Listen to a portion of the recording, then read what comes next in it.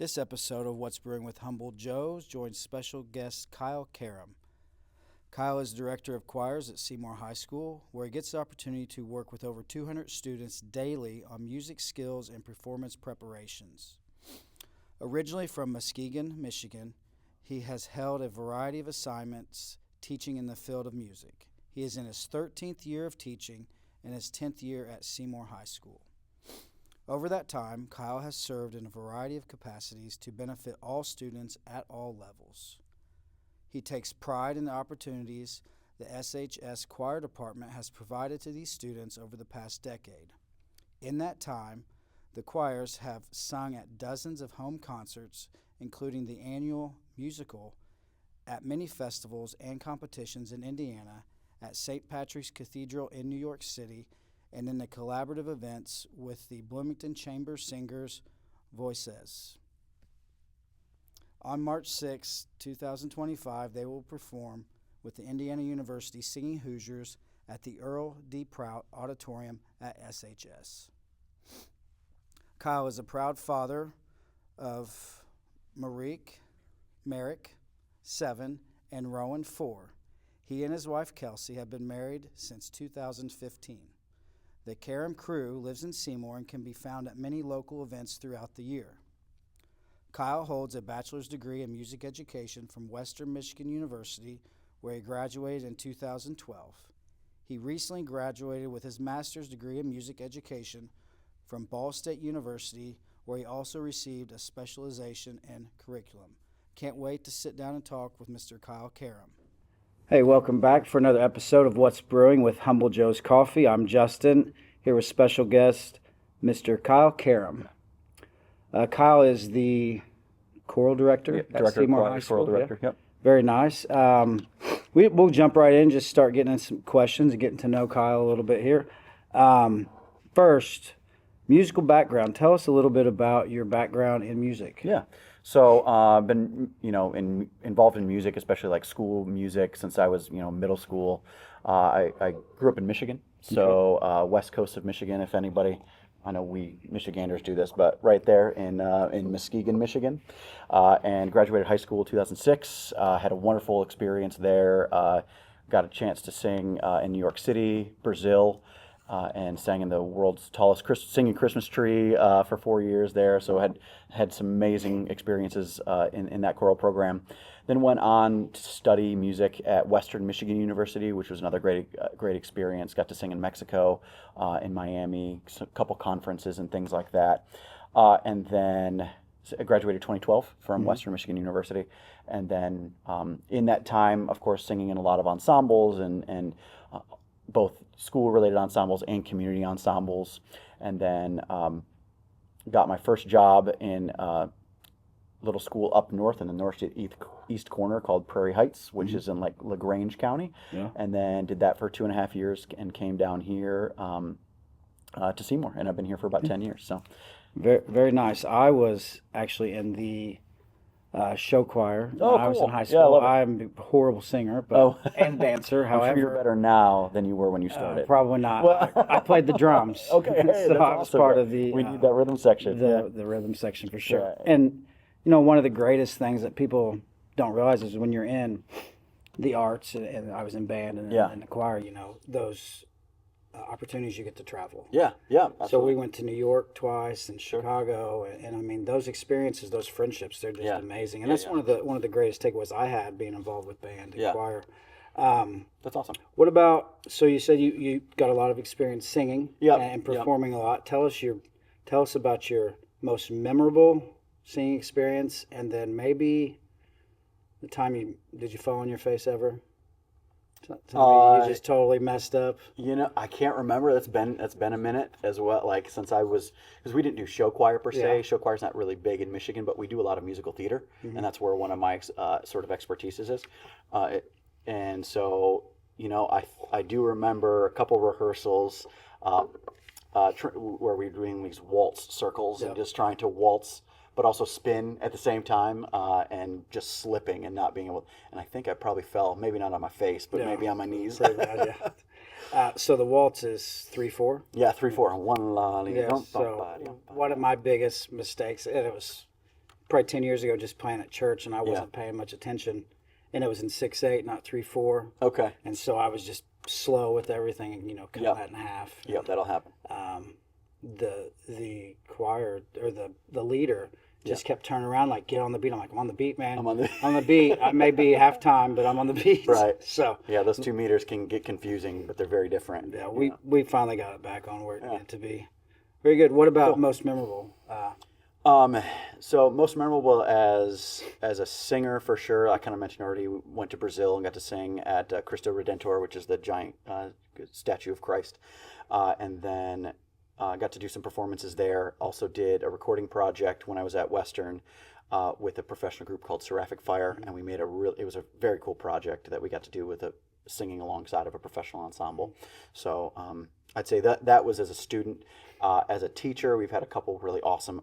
We've had a lot of great opportunities, but one for sure, we got to sing with Voces 8, which they're a professional group out of London, England. I have a friend from that group, and they came in and we premiered a new piece, and that people have been performing all the time ever since. And that was 2018, and then we also took a trip to New York City in 2022, and so got to provide that same opportunity for my students that sort of was given to me when I was a kid. So we sang at St. Patrick's Cathedral. Got to work with a professor there in New York City, and it was really cool. Yeah, very nice. How many kids went on that trip? We had about 35 or 40 students on that trip. Nice. Yeah. So it was a pretty full bus. We did overnight there and an overnight back. So everybody was pretty zonked out when we got back because it was a long trip. But hey, it was definitely worth it. Good deal. Yeah. I think. Thinking back to jazz band days, we were able to perform at a VA hospital outside Very Chicago. Cool. Yeah. And in the jazz band, people really don't get hyped up too much when normal performances, but these guys were going crazy. Yeah. And they were up and hooping and hollering. As teenagers, we just love that support and that energy they brought. I think I played louder than I've ever played before during that concert. Yeah, so. the jazz community is a really awesome, supportive community. So for sure. It was cool. Yeah. So you said that you did start out, Michigan, then up north, northern Indiana. Yep, northern Indiana, northeast corner. So what brought you? How'd you land in Seymour? So I was actually right after, like at the beginning of my career, me and my wife. She was my fiance at the time, but we were looking at what were, and I really wanted to go back to graduate school. I wanted to go back and get my master's of music in conducting, choral conducting. And so I was looking at a bunch of programs. I mean, great programs like Temple, Ball State, things like that. And I was really interested in Indiana University. Yeah. So my wife, she has her master's in college counseling. So she ended up getting a job at IU Bloomington. Nice. Well, for the choral conducting position, there was one opening and 90 applicants. So really competitive. And so we ended up landing here. I didn't get the assistantship at IU. That's okay. But then I landed this job, and I was really excited about it, and wasn't sure how long was going to be here, but I've been here 10 years, and so it's been a good experience. So very good. As far as size of school, is it similar to prior schools, or is this a larger? Like to my last job, yeah. This is a considerable upgrade as far as enrollment and in a lot of ways too. But we're a little bit further from home, but man, it's been good. So, and I see the school growing every year. Yeah. And looking at the facilities, this is the first time I've been in here. Yeah. When did all this get upgraded and updated? So they started talking. I'm sure they've been planning this for a long time, but they sort of broke the news to us. 2020, summer of 2020, and just started planning, and I was involved in some of those things as far as the new building and just like what does the choir department need, what does the music department need, and they were really, administration and the architects and everybody were really receptive to those things, and so it's kind of cool to like look around the building and go, I made that little change, the awesome. Architect listened to me on that, so and then so I think that's just. Do the students, do they appreciate how nice, do they appreciate their space? I think they do, because it's like I've been saying it's an upgrade in every way. Like our last room had concrete risers built in, and so like there was no space to do anything or move around the room or dance, and so now we have a nice flat space to do all that on. So that's great. Now we'll turn a little bit and talk about coffee. Yeah. I did bring a new blend. It is a Colombian and El Salvador blend. What are your initial thoughts if you take a couple drinks? Good. It's got, you can tell coffee connoisseur maybe. I don't know about that. I do drink, several things. But this is it's got a good sort of balance between like the bitterness, but also some sweet. So it's got a nice balance. You kind of get the bitter first, and then it eases into the sweet. I'm kind of getting a nice, I don't know, some of the terminology that you might use. Would you say like, is there a citrus? Do you taste like a citrus note, or more of like a sweeter fruit? I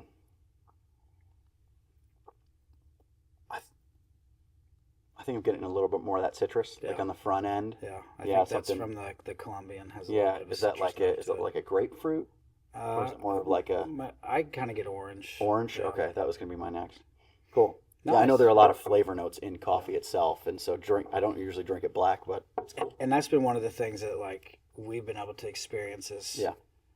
I went from tasting that tastes a little bit like a citrus. Now I'm like, that tastes a little bit. I taste lemon. Sure. Or orange or tangerine. So we're starting to be able to pick those out. Sure. Yeah. Just because you have to train your palate. Right. And so it's constantly tasting things like, okay, what does that taste like? Instead of just drinking it and not thinking about it. Yeah. So, okay, we'll go back to coffee again. Yeah. Can you tell me like what's your best cup of coffee or best coffee experience, most memorable coffee moment? You sent this to me right now. Right now. Okay. Right. Humble Joe's everything. There we go. Ready to go. Actually, you sent that to me, and I was like, coffee. Like, I think most people think it's just coffee is a routine thing instead of an experience, and so I had to kind of dig, and shout out to, of course, there's some good like local I guess chains. One is up in Michigan called Bigby. I don't know if you've ever heard of Bigby coffee, but it's definitely one that I recommend if you ever go up that way. There's some in like northern Indiana too. But if I had to whittle it down to one experience, there's a place in Kalamazoo, Michigan, where I did my undergrad, called Zaruna, and I had a Turkish coffee there that was just awesome. Yeah. Like, I ordered it, didn't know what to expect. And now I know it's like really finely grained and it's not filtered. And so just having that, and it was probably like 8 o'clock at night. Yeah. So did that have anything in it, or was it straight? It was just, they did have little sugar cubes, and so I tried it just pure black at first, but I was like, let me try, and it was just as good, So nice. For different, kind of brought out some sweetness, but so I'm still learning. There's so much to learn about coffee. Yeah. I had a guy come up to the coffee trailer and they ordered a cortado, and I'm like, I've never made one. How is it? And this guy, I knew him, and he owns a coffee shop, and I'm like, well, thanks. That's strong. Thanks for catching me off guard. But how do I make that? So. Yeah. But now I really like it. It's just equal parts espresso and steamed milk. And it's nice. It has a nice balance. That milk cuts through the espresso really well. Yeah. So, good. Nice to hear about that. But I wanted to talk to you because you've been a very good partner with us. Yeah. As far as the choral department and fundraising. This is our third fundraiser. So I'm excited about that. But before we get into the fundraiser, I'd like to learn a little bit about, how we possibly can support you with the fundraising or some current projects you're working on this year for the students. Yeah, so for the choir department, spring is packed. Like, there's a lot of events. We've got a lot of little things, and I try to divvy up the workload a little bit. I say, hey, this choir is going to go do this event. This choir is going to go do this event. But by and large, spring is just, it's all gas, no brakes. And so we have some things coming up that do require some expenses. We host festival here at Seymour High School, so getting supplies for choral festival. We bring in 9 to 12 different choirs from around our sort of region here, and helping with that, helping for registration for a bunch of festivals and competitions. And then this year, special to this year, is we're bringing in the Indiana University Singing Hoosiers. Cool. And they're going to be performing on stage here at Earl D. Proud Auditorium. And of course, they have some expenses as well that we sort of partner with, and so to help with those sort of funds, we definitely appreciate your work and this opportunity to work with you. So now, are those both weekend, like Friday night, Saturday night events? It's one day, and it's a Thursday night. It's March 6th, and they're going to come here. They're going to get here in the afternoon. They're going to do a clinic with our kids where we work, and they're sort of leaders hear our kids sing, and they're going to give us some pointers and rehearse them a little bit. We're going to rehearse together because we have some joint numbers. Yeah. So the Seymour High School Varsity Choral is going to sing one song with them, and then the SHS Chamber Choir is going to do another song with them. So we have Seymour students singing on that concert as well. That's really nice. Yeah. What about the the other event where you have other schools in? Is that on a weekend? That's a weekend. Yeah, that's a Saturday. So what does that look like? That's April 26th, and that is free and open to the public as well. I don't have times yet Yeah. because that registration isn't due for a little while. Um, but that event is where, like I said, schools will come here. They'll all get like a homeroom, and then they'll have to go to like 3 or 4 different rooms Yeah. and get assessed in certain areas. So the auditorium is, of course, the performance room, and they'll perform for 3 judges in the back, and then the choir room here is our sight reading room. So where the choir will get a sheet of music, they've never seen it before. It's brand new. They'll open it, and it'll be 3 examples, 3 songs essentially, and the judge will say, "Ready, go." Yeah. And they have to read the music on cue, and That's awesome. it's really cool to see. And some years it's really hard music, and sometimes it's a little bit easier, but it's a skill that we build over the course of the year. So Now, is this with like a state association comes in and runs Yeah, those with like the yeah. IMA or what is? ISSMA, ISMA is what they call it, Indiana State School Music Association. And so I have some connections there, and just was able to sort of get this event off the ground. And we attended it twice at Columbus East High School, and then eventually they contacted me when that teacher retired and said, "Hey, would you like to do this?" And I'm like, if it saves me 5 bus trips yeah. every year, yeah, I will host it. Any other local high schools near that come to it? Yes. Who has come here? Columbus East has come here. Columbus North has come here. Bedford. We've had Martinsville here. We've had Christian Academy of Indiana. We've had Scottsburg.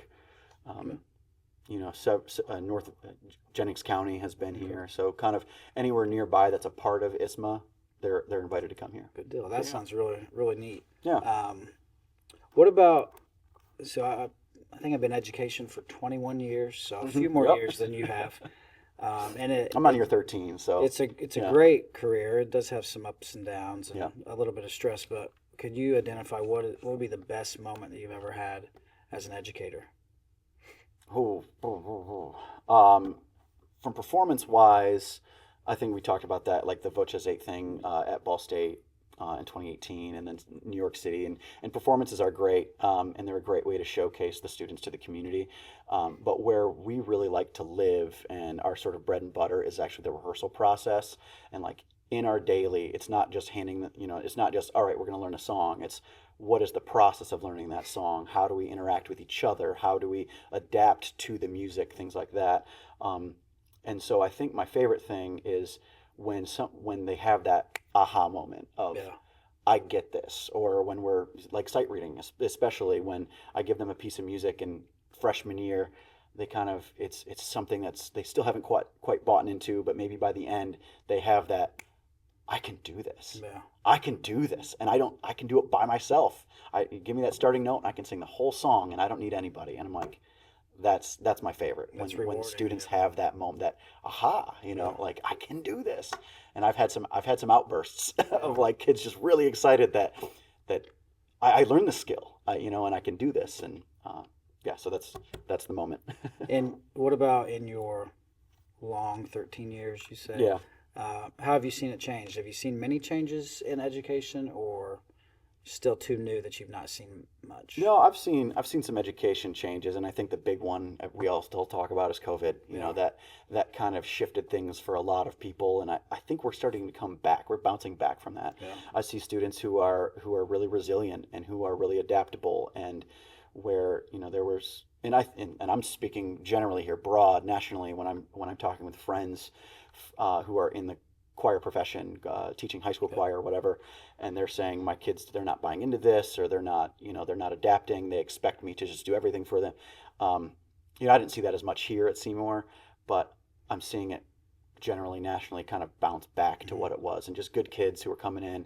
They want to make music. They want to be with their friends. They want to have good experiences and grow, and we certainly offer all that. Yeah. Well, I don't have any more questions here on the list here that Yeah. we talked about, but I wanted to give you a chance. Is there anything additionally you wanted to talk about or add, or any questions for me, or? Yeah, so I guess just in general, like with coffee, we just talked about the education world changing. I've noticed a bit more of like small companies, local places starting to develop in Seymour and beyond. Yeah. what have you noticed sort of in the coffee industry that maybe has? I think first thing, and a lot of I lo- I don't go to Starbucks. I mean, I Sure. never was really big into the coffee scene until Yeah. we started this journey. Okay. But some people they bash Starbucks, and I'm like, I love Starbucks Sure. because this wouldn't happen without them. Right. Mhm. Because they brought the coffee scene to us. Right. Whereas people around, you had to go to Indianapolis or Chicago Sure. to go to a nice coffee shop, but now Starbucks are on every corner, so it allows us opportunity to get into that Right. that area as well. So I think that's great. Yeah. I find it interesting because I see in the news that Starbucks, the CEO, is making all these adjustments, and they're showing like a loss for the first time, or they're Right. not making as much money. Right. I'm like, I wonder if like those small businesses are now kind of That'd be competing awesome. and Yeah. eating into their profit. Yeah. They're panicking, so Yeah. they're making some changes now. So To try to keep up. Yeah. that's really, I mean, that's something that I found interesting. We're still new. This is year 3 in the Okay. Yeah, business, yeah. so we're just absorbing and trying to learn everything, Yeah. everything we can. And that's probably that's been like the most interesting thing and humbling thing is that there's so much out there to learn. Right. And so I learn something every week about coffee. Yeah. Just reading on the internet, Yeah. listening to people talk about it. It's really cool. Yeah, I definitely agree with like the demand has increased since Starbucks, and now there's a Dunkin' and then now 2 local coffee companies, and Humble. You have the trailer, which is really cool. I see you, I'm like, hey, there's Justin.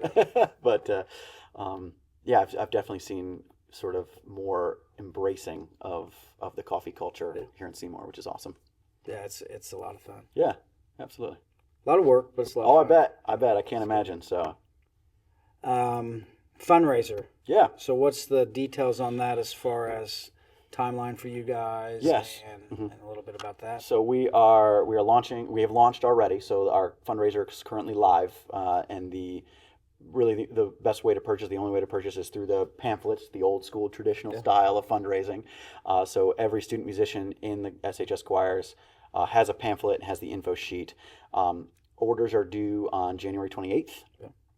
But if you're listening to this on the 29th or something, and you're like, let us know. We can make something happen for you. So, yep, kids are in sort of their second week. I tell them to go to talk to people they know and trust, and because those are the people that want them to succeed. So, we're offering, was it 14? I think 14 different options, including some really popular ones: Cowboy Camp, Sumatra. But Blueberry Bliss, Blueberry Bliss, yeah. That's the one my students, they love. I pass around that bag and they're like, it's my favorite. So, and I think it's great. It's grown. I think the first year we were in like the 300 items sold range, Yeah. 3 to 350, and then this last year it was like 500. And Yeah. so hopefully this year It's it's growing. just Yeah. we do just as well. And yeah, we like supporting that, and we don't make a lot of money off that. We make a little. We got to pay our bills, but Of course. we do appreciate Yeah. giving back to you guys and seeing the kids excited. yeah. So And thank you for partnering with us. Yeah. We appreciate it. Yeah, absolutely. And it's been great. You are the third, like I was saying in pre-recording, that you're the third company we've gone through. I like the other 2; they were fine, but working with someone local and really getting the community excited has been, for both the choirs and for Humble Joe's, has been really cool. It's been awesome. Good. Well, anything else you'd like to add before we get off here? Other than thanks for having me, sitting down with me today. Thanks for everybody for listening, and go get a cup of Humble Joe's. Yeah, we appreciate it. Yeah. And I want just thanks a lot. Yeah, thank you again. We'll see you. Cool.